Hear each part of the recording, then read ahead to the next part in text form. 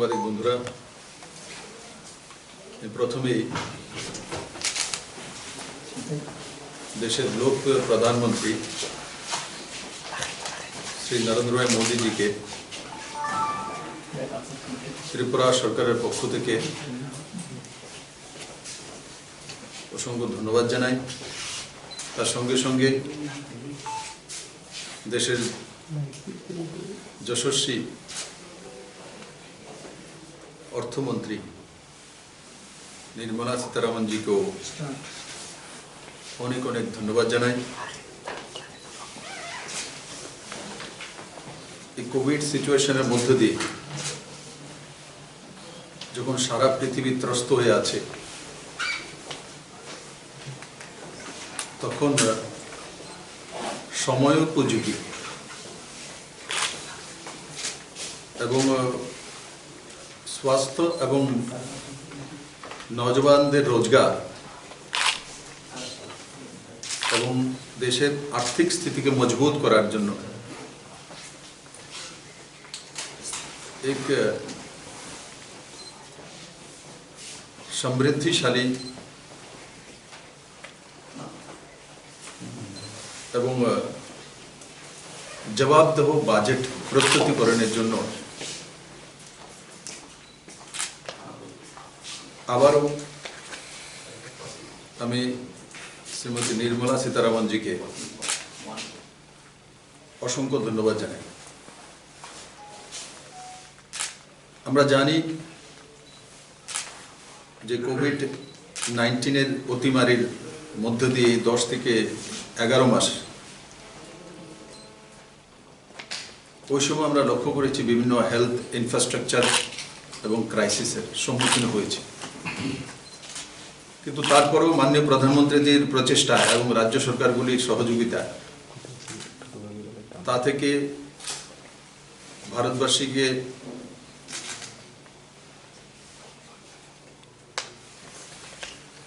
বেরিয়ে আসতে এবং তার সঙ্গে সঙ্গে দেশীয় 2টি ভ্যাকসিনস আমাদের সামনে চলে এসছে এবং আমি আশা করি যে আমরা কম সময়ের মধ্যে এই যে ভ্যাকসিনেশন তার মাধ্যমে এই অতিমারি থেকে বেরিয়ে আসবো। তার জন্য আলাদা করে 35,000 কোটি টাকা বরাদ্দ করা এবং ফ্রিতে তার ব্যবস্থা করা। একসময় আমরা দেখেছি যখন বিহারে ইলেকশন হচ্ছিল তখন তাকে ইস্যু বানানো হয়েছিল যে ইলেকশন জেতার জন্যই মাননীয় প্রধানমন্ত্রীজি সেটা হয়তোবা বিহারের জন্য করবেন বা ভারতীয় জনতা পার্টি তাতে ম্যানিফেস্টোতে রেখেছে, কিন্তু এমন নয়। মাননীয় প্রধানমন্ত্রী 130 কোটি ভারতবর্ষের প্রধানমন্ত্রী, এটা উনি বারবার প্রমাণিত করেছেন। তা সমস্ত ভারতবাসীর জন্যই তার ফ্রিতে ব্যবস্থা করা, আর তার সঙ্গে সঙ্গে হেলথ সেক্টরকে মজবুতি দেওয়ার জন্য যে ঐতিহাসিক হেলথ বাজেট হেলথের জন্য বরাদ্দ করা, যেটা গত বাজেটে 94,452 কোটি টাকা, তা থেকে বাড়িয়ে 2,23,846 কোটি টাকা, মানে প্রায় 138% ইনক্রিজ। আমি আশা করি স্বাধীন ভারতে হেলথ বাজেট 138 গুণা ইনক্রিজ করা এই প্রথমবার হয়েছে। তার সঙ্গে সঙ্গে প্রধানমন্ত্রী আত্মনির্ভর স্বাস্থ্য ভারত তারও ঘোষণা হয়েছে, তাতে 64,180 কোটি টাকা। তার মধ্যে রুরাল অঞ্চলে 17,788টি এবং আরবানে শহরী অঞ্চলে 11,024টি হেলথ অ্যান্ড ওয়েলনেস সেন্টার নতুন করে করা হবে। দুয়োটা মিলিয়ে 28,812টি হেলথ অ্যান্ড ওয়েলনেস সেন্টার ও তাতে 64,180 কোটি টাকা এই স্কিমের মাধ্যমে খরচা করা হবে। জল জীবন মিশন মাননীয় প্রধানমন্ত্রীজি 2019-এ প্রধানমন্ত্রীত্বের দায়িত্ব নেওয়ার পর দ্বিতীয়বার প্রথম যে স্কিম, যে প্রত্যেকের ঘরে শুদ্ধ পানীয় জল পৌঁছে দেওয়া, আর সেই স্কিমে আমরা লক্ষ্য করেছি এই বাজেটের মাধ্যমে যে 2.86 করোড় হাউস হোল্ডকে কানেকশন দেওয়া হবে। সেটা অবধি আমরা জানি 2024 পর্যন্ত, ও তাতে 2,87,000 কোটি টাকা ব্যয় করবেন কেন্দ্র সরকার। এই বাজেটে তার প্রাবধান রয়েছে। ত্রিপুরা তো অটল জলধারা মিশনের মাধ্যমে আমরা 2018 ডিসেম্বর মাস থেকে প্রত্যেকের বাড়িতে মুক্ত জলের ব্যবস্থা করার কার্যক্রম নিয়েছি এবং রাজ্য এবং কেন্দ্র সরকার অটল জলধারা মিশন এবং জল জীবন মিশন দুই মিলিয়ে আমরা প্রত্যেকের বাড়িতে শুদ্ধ পানীয় জল পৌঁছানোর ব্যবস্থা রাজ্য সরকার করেছে, করতে চলছে।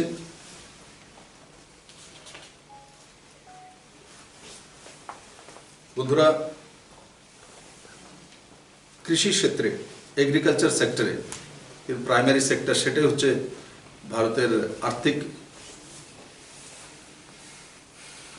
যে মেরুদণ্ড, তার মূল মাপকাঠি।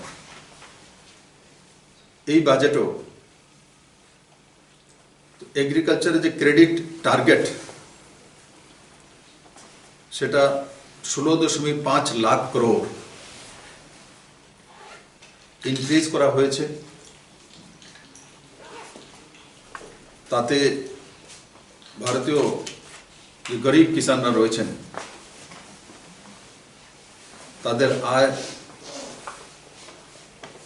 এবং ফসল দুটোই বাড়বে। এই বাজেটে আরেকটা বিষয় যেটা নতুন করে এসছে, ডেভেলপমেন্ট ফাইন্যান্সিয়াল ইনস্টিটিউশন, DFI। এই বাজেটে একটা নতুন দিক। আমরা রাজ্যগুলি ব্যাংক থেকে লোন নিয়ে থাকি, বরোইং ক্যাপাসিটি আমাদের কাছে থাকে 3% রয়েছে।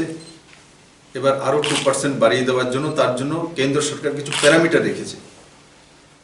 ত্রিপুরা সরকার অলরেডি 3টি প্যারামিটার ফুলফিল করে দিয়েছে, আরেকটা প্যারামিটার হয়তো বা 8-10 দিনে হয়ে যাবে। তো আরও 2% মানে 5% বোরিং ক্যাপাসিটি হবে।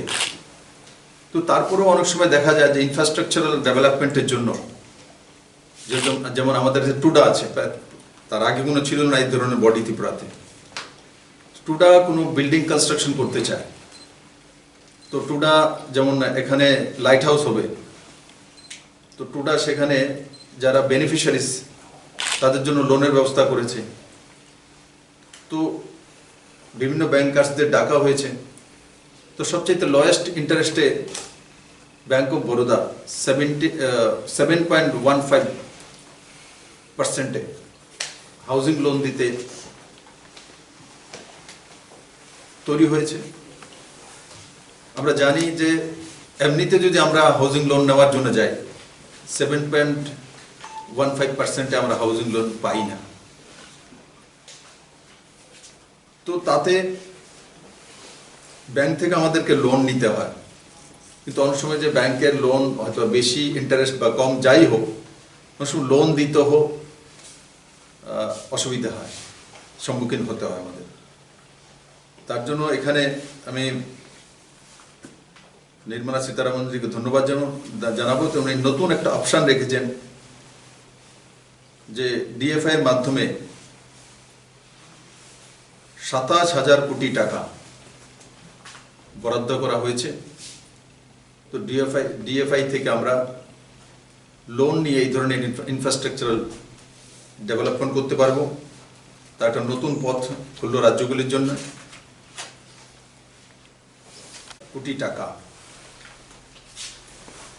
পাবলিক বাসেস দেওয়ার জন্য। আমরা তার আগে একটা ত্রিপুরাতে একটা প্রজেক্ট আমরা সেন্ট্রাল গভর্নমেন্টকে পাঠিয়েছিলাম রোড অ্যান্ড ট্রান্সপোর্ট ডিপার্টমেন্টে, যে সেখানে আমি লক্ষ্য করেছিলাম যে 20 কোটি টাকার বাজেট পেতেই এই পর্যন্ত 4-5 বার কোয়ারি হয়েছে। কিন্তু মাননীয় আমাদের অর্থমন্ত্রী নির্মলা সীতারামন মহোদয়া এবার যে প্রাবধানটা রেখেছেন যে বাসেসের জন্য 18,000 কোটি টাকা আলাদা করে বরাদ্দ করা, তাহলে এই ধরনের স্কিম যখন আমরা পাঠাই, যেমন আমরা 20 কোটি টাকা পাঠিয়েছি, হয়তো আমরা তাতে সেই লোন সেই স্কিম স্যাংশনের জন্য এই পর্যন্ত করতে পারেনি, কিন্তু আজকে এই স্কিম আসাতে অতি সহজে এই ধরনের স্কিমগুলো স্যাংশন হয়ে যাবে।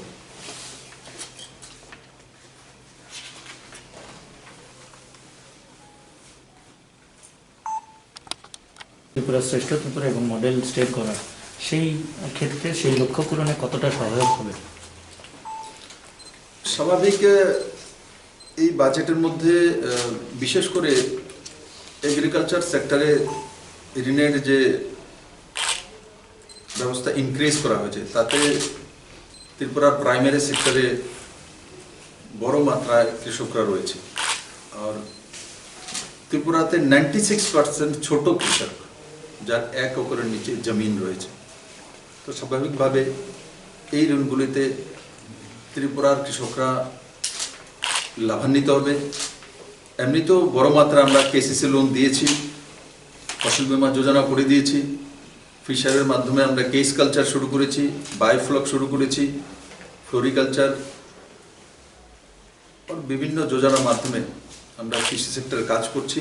তো স্বাভাবিকভাবে কৃষিতে নতুন করে ঋণ ইনক্রিজ করে দেওয়া, বাজেট বাড়িয়ে দেওয়া, তাতে ত্রিপুরার কৃষকরা লাভান্বিত হবে। আর তার সঙ্গে সঙ্গে যে 50 লক্ষ টাকা থেকে বাড়িয়ে 2 কোটি টাকা যেটা করা হয়েছে ছোট বিজনেসম্যানদেরকে, আপনারা সবাই জানেন ত্রিপুরাতে ছোট বিজনেসম্যানই বেশি।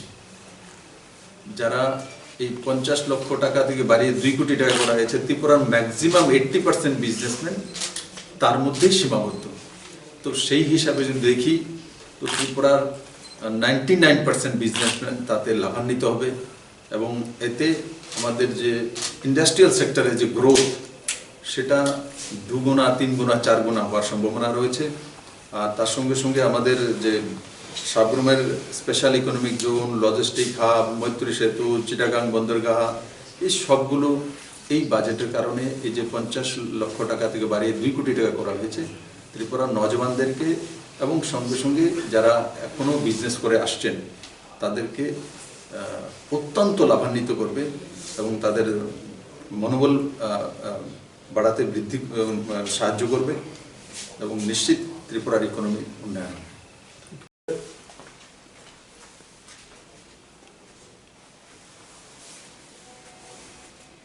পাবলিক সেক্টরের যে ব্যাংকগুলো আছে তার প্রতিও এই বাজেটে ধ্যান রাখা হয়েছে। 20,000 কোটি টাকা তার মধ্যে বরাদ্দ রাখা হয়েছে সেই ব্যাংকগুলোর জন্য। আর সঙ্গে সঙ্গে ডিজ ইনভেস্টমেন্ট যে টার্গেট 2022 পর্যন্ত 1.7 লাখ করোড় রাখা হয়েছে।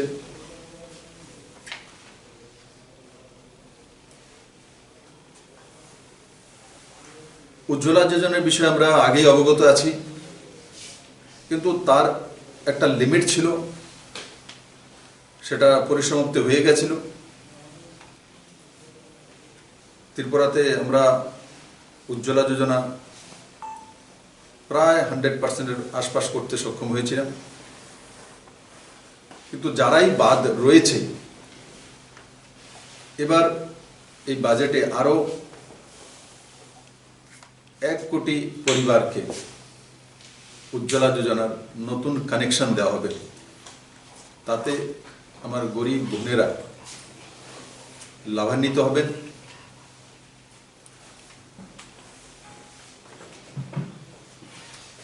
আর একটা নতুন দিক এই বাজেটে, যে যারা সিনিয়র সিটিজেন, গভর্নমেন্ট এমপ্লয়ি বা পেনশন পাচ্ছেন, পেনশনের উপরে ব্যাংকে রাখছেন তো কিছু ইন্টারেস্ট পাচ্ছেন, তো তাদেরকেও ইনকাম ট্যাক্স রিটার্ন করতে হতো। এবার এই বাজেটে তার পরিসমাপ্তি করে দেওয়া হয়েছে। এই ধরনের সিনিয়র সিটিজেনদেরকে কোনো ইনকাম ট্যাক্স রিটার্ন ভরতে হবে না। স্টার্ট আপের জন্য যেটা ট্যাক্স হলিডে 2021 পর্যন্ত ছিল, সেটা আরো 1 বছর বাড়িয়ে 2022 পর্যন্ত করে দেওয়া হয়েছে। और डेफिनेशन যে স্মল কোম্পানিজ, যে এমএসএমই এর মাধ্যমে আমরা ছোট কোম্পানিগুলোকে ইজ অফ ডুইং বিজনেসের মাধ্যমে রিল্যাক্সেশন দিয়ে তাদেরকে উৎসাহিত করা। তো তাতে আগে ছোট কোম্পানি ডেফিনেশনে কত টার্নওভার ছিল না, 50 লক্ষ টাকা পর্যন্ত ছোট কোম্পানিগুলিকে আমরা চিহ্নিত করেছিলাম, যাদের পুঁজি বা টার্নওভার 50 লক্ষ টাকা পর্যন্ত ইনভেস্টমেন্ট, সেগুলোই এই সুবিধাগুলো পাবে। আর তার উপর উঠে গেলে সে বড় কোম্পানি হয়ে যাবে, তার মধ্যে এই টার্মস অ্যান্ড কন্ডিশন লাগবে।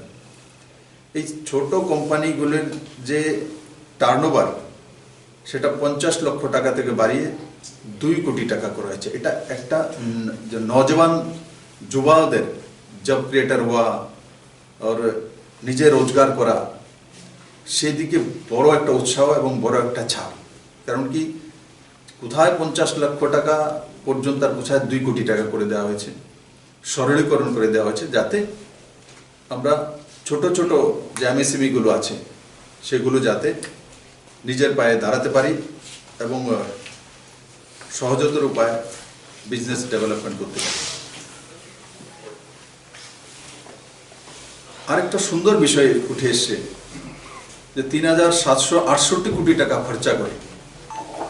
এটা এমনিতে মনে হয় যে ভারত সরকারের জন্য 3768 কোটি টাকা এমন কি বিষয়, কিন্তু সেটা অনেক আগে করা উচিত ছিল। কিন্তু এবারে বাজেটে তার প্রভাব আমরা লক্ষ্য করেছি যে আমাদের যে আগামী 2021 সেন্সাস হবে, তার জন্য এই 3768 কোটি টাকা খরচা করে সেটা ডিজিটাল সেন্সাস করা হবে। এটা ভারতবর্ষের আমূল পরিবর্তন আনবে। না হলে আগে কি সেন্সাস হতো কি, টিলার মধ্যে দাঁড়িয়ে ওই বাড়িতে কি আছে, কটা ফ্রিজ আছে, কটা গাড়ি আছে, এটা বলো তো দেখি, কেউ বলে। এখন যখন ডিজিটাল আমরা ফলো করি 2011 সেন্সাসের সময়, তো 2011 সেন্সাস অনুসারে ত্রিপুরাতে যে আয়ুষ্মান ভারত যোজনায় 20,56,000 বেনিফিশিয়ারি হতে পারে, কিন্তু এই পর্যন্ত আমরা 11.5 লাখ 12 লাখ পর্যন্ত পৌঁছেছি এবং 5 লাখ বেনিফিশিয়ারি নেই। তো ওই সেন্সাস যে ফিজিক্যালি সেন্সাস করলে কি হয়, সেটার প্রমাণ একটা যোজনার মাধ্যমে আমি আপনাদের সামনে তুলে ধরলাম। আর যখন এই ডিজিটাল সেন্সাস হবে তখন ডেটা কারেক্ট হবে, আর সেই ডেটা দিয়ে আমরা যে কোনো পরিকল্পনা যখন করি, রাজ্য কেন্দ্র সরকার, আমরা সেন্সাসের উপরই পরিসংখ্যানগুলি করি। সেন্সাসের যদি রিপোর্ট সঠিক থাকে তাহলে আমাদের পরিকল্পনাগুলি সঠিক জায়গায় পৌঁছে দিতে পারি। তো সেটা একটা বড় দিক। এমনিতে মনে হবে কিন্তু কেন্দ্র সরকারের জন্য 4,000 কোটি টাকা খরচা করবে, এরকম ব্যাপার না। কিন্তু 4,000 কোটি বড় বিষয় নয়, সেন্সাসকে তো ডিজিটালাইজেশন করা হবে, সেটা হচ্ছে বড় জিনিস। এতে আমাদের সমস্ত স্কিমগুলি, যে কোনো স্কিম, কারণ আমাদেরকে প্যারামিটার মানতে হয় সরকারগুলোকে, সেন্সাসকেই প্যারামিটার মেনে কাজ করতে হয়, সেটাকেই রিয়েল এবং অথেন্টিক মানা হয়। তো আমি আশা করি এতে প্রত্যেকটি রাজ্য এবং কেন্দ্র সরকার এবং সর্বোপরি ভারতবর্ষের সাধারণ মানুষের লাভ হবে। আর এই বাজেট সর্বোপরি এক ব্যালেন্সিং এবং মানুষ যাতে সুস্বাস্থ্যের অধিকারী হয়ে উঠতে পারে, হেলথ সেক্টরকে ডেভেলপমেন্ট করা, এমএসএমই সেক্টরকে ডেভেলপমেন্ট করা, যারা বুজুর্গ রয়েছেন তাদেরকে রিল্যাক্সেশন দেওয়া, ওর সঙ্গে সঙ্গে কৃষকদেরকে আরও ঋণের ব্যবস্থা করা সহজ কিস্তিতে, আর উজ্জ্বলা যোজনার মাধ্যমে আরও 1 কোটি কানেকশন গরিব বন্ধুদের কাছে পৌঁছে দেওয়া। এই সবগুলো যদি দেখি তো কুল মিলিয়ে এই বাজেট জনতার হিতে বাজেট। আমি তার জন্য নির্মলা সীতারামনজিকে এবং দেশের লোকপ্রিয় প্রধানমন্ত্রী নরেন্দ্র মোদীজিকে ত্রিপুরা সরকারের পক্ষ থেকে অনেক অনেক ধন্যবাদ জানাই এবং সাধুবাদ জানাই। স্যার, এই বাজেট